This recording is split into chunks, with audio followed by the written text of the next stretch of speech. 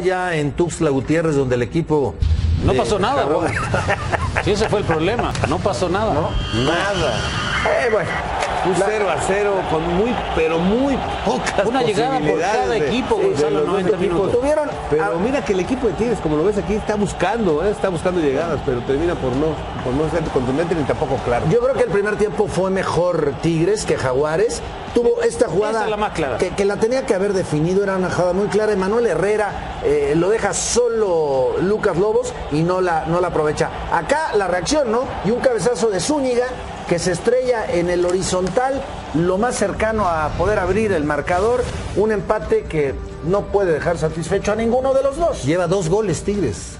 2 goles en 7 partidos. En 7 partidos. 4 2 goles puntos en 7 partidos. Ahora, también en muchos momentos el Tuca se ha aferrado a tener a su mismo equipo que casi, o la formación que termina teniendo táctica en la que fue campeón, pero también es muy complicado para los que están buscando una posibilidad, ¿no? Porque estamos viendo, por ejemplo, Lugo ha jugado solo 11 minutos en 3 minutos que entró en el partido acá, y solo 11 minutos en todo el torneo. Lugo, un jugador que entras como variante y entras a la guerra, ¿no? Claro, para entras a la 3 guerra. minutos.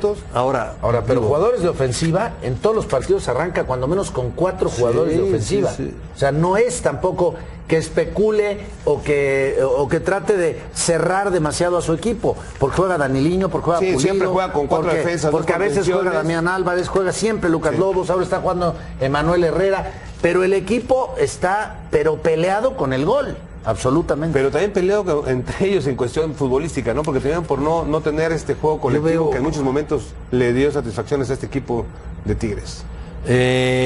Yo veo un equipo muy presionado.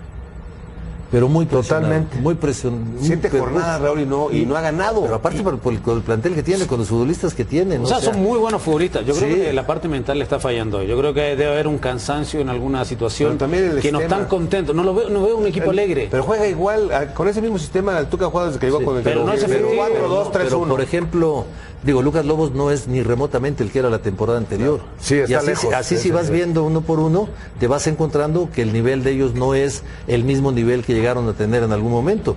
Y eso puede ser la fuerte presión que tienen. En fin,